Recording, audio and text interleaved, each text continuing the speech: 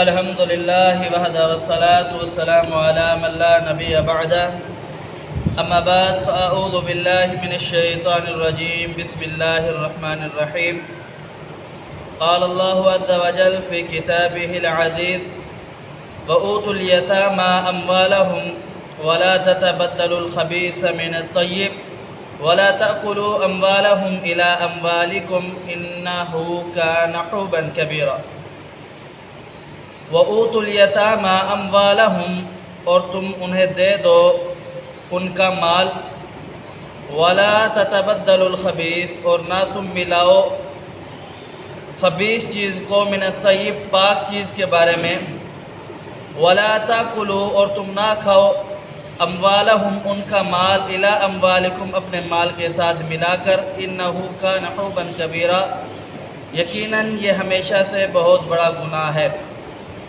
وَأُوتُوا الْيَتَامَى أَمْوَالَهُمْ اور تم دے دو ان کا مال یتیموں کا مال ان کو۔ اللہ رب العالمین نے قرآن پاک کے اندر ارشاد فرمایا کہ یتیموں کا جو مال ہے آپ کے پاس اگر آ جائے، یتیم کا کوئی ولی وارث نہ ہو، آپ اس کے والی بنے وارث بنے، تو جب وہ بلوغت کو پہنچ جائے، بڑے ہو جائیں، اچھے برے کی تمیز سیکھ جائیں، تو آپ ان کا پورا مال انہیں لوٹا دو، واپس کر دو جس طرح آپ کو ملا تھا۔ فرمایا ان اللہ یامرکم ان تؤدوا الامانۃ الی اہلھا، اللہ رب العالمین تمہیں حکم دیتا ہے کہ تم امانت کو اسی طریقے لوٹا دو جس طریقے تمہیں دی گئی تھی۔ فرمایا ولا تتبدلوا الخبیث من الطیب اور تم نہ بدلو خبیث مال کو طیب مال کے ساتھ۔ اور علماء نے اس کا معنی یہ بھی کیا ہے کہ حرام مال کے ساتھ اپنے پاک مال کو نہ بدلو۔ یتیموں کا جو تمہارے پاس مال ہے اس میں سے اچھی چیز کو نکال کر کے اس کی جگہ ردی بسیدہ اور پرانی چیز نہ ڈالو، جو ان کی چیز ہے ان کو اسی طریقے دے دو۔ آپ کے لیے وہ مال اللہ رب العالمین نے حرام قرار دیا ہے۔ اور فرمایا وَلَا تَأْكُلُوا أَمْوَالَهُمْ إِلَىٰ أَمْوَالِكُمْ اور ان کے مال کو اپنے مال کے ساتھ ملا کر نہ کھاؤ، کیونکہ اللہ رب العالمین نے تم پر حرام کر دیا ہے وہ مال جو یتیموں کا ہے، تمہارے پاس ہے۔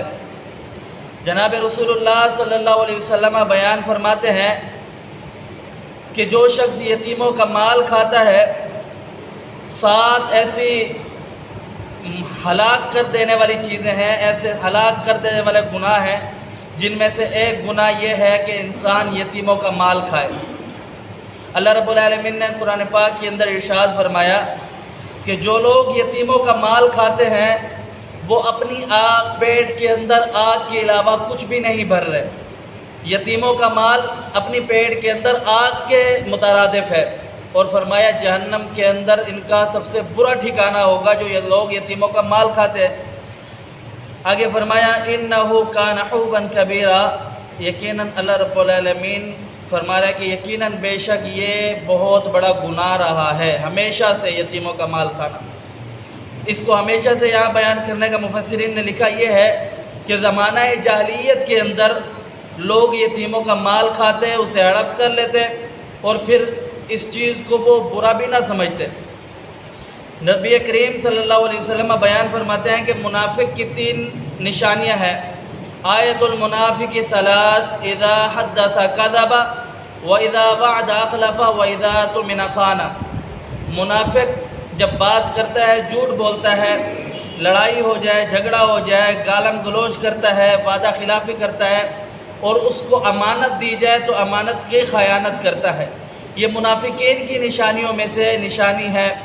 تو اللہ رب العالمین جس شخص کو یتیموں کا ولی وارث بنائے، وہ شخص اللہ رب العالمین سے ڈرتے ہوئے، انصاف کرتے ہوئے، عدل کرتے ہوئے یتیموں کا جو مال ہے، اگر اس کو اس کے پاس اپنی اتنا انکم نہیں ہے، اگر تھوڑا بہت اللہ رب العالمین نے اجازت دی ہے اس مقدار سے کھائے کہ اسے ضائع نہ کرے، اور وہ مال اپنے جس طرح مال کی حفاظت کرتے اس طرح اس کی حفاظت کرے۔ اور پھر اگر یتیموں کا مال آپ کے پاس آ گیا ہے، اس مال کو آپ اس طرح ہی نہ چھوڑ دے کہ وہ مال آپ کے پاس پڑا رہے، نہیں، آپ اس مال کو استعمال کریں، اس کے کاروبار کریں۔ اس طرح نہ ہو کہ آپ اس مال کو رکھ دیں اور زکوٰۃ دیتے دیتے وہ مال ختم ہو جائے۔ آپ اس مال کی اس طریقے حفاظت کریں جس طریقے آپ اپنے مال کی حفاظت کرتے ہیں۔